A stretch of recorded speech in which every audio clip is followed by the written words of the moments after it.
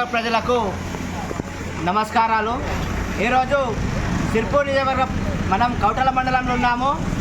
క్షేత్రస్థ పర్యటనలో భాగంగా ఇది కౌటాల నుండి తుండటి వరకు పోయే రహదారి అండి.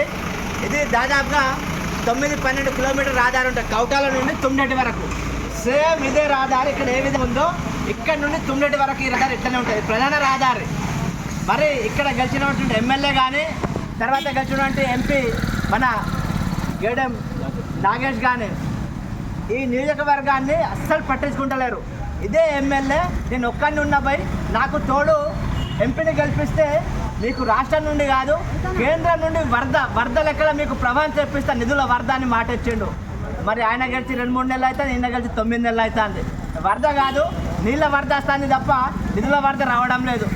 మరి ఈయనను గెలిపించడం ఎందుకోసం అనేది ఆయననే ఆత్మవిమర్శ ఒకసారి చేసుకోవాలి. మనం ఇక్కడ నుండి సిర్పూర్ నియోజకవర్గంలో దాదాపుగా 7 మండలాల్లో కూడా ఇదే పరిస్థితి ఉంది.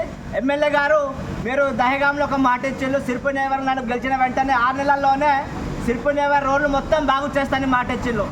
మరి మీ పరిస్థితి ఏంది? మీరు ఇచ్చిన మాట ఏంది? మరి మాట కట్టుబడి ఉండి వెంటనే ఈ నియోజకవర్గంలో ఉన్న రోడ్లను వెంటనే బాగు చేయాలని మేము డిమాండ్ చేస్తున్నాం.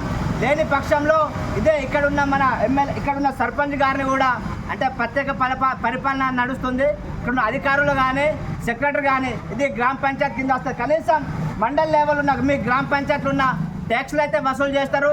పంచాయతీ ఉన్న అయితే మీరు కూడా కనీసం ఇక్కడున్న సర్పంచ్ కానీ ప్రత్యేక అధికారి గ్రామ పంచాయతీ అధికారి కానీ తక్షణమే దీని మీద దృష్టి పెట్టి లోకల్ ఉన్న ఇక్కడ తలవడిపోయే రోడ్డు కూడా పరిస్థితి సేమ్ అట్లనే ఉంది. దీని మీద ప్రత్యేకమైన శ్రద్ధ వహించి ఈ రోడ్లని బాగు చేయాలని కోరుతున్నాం. జై తెలంగాణ.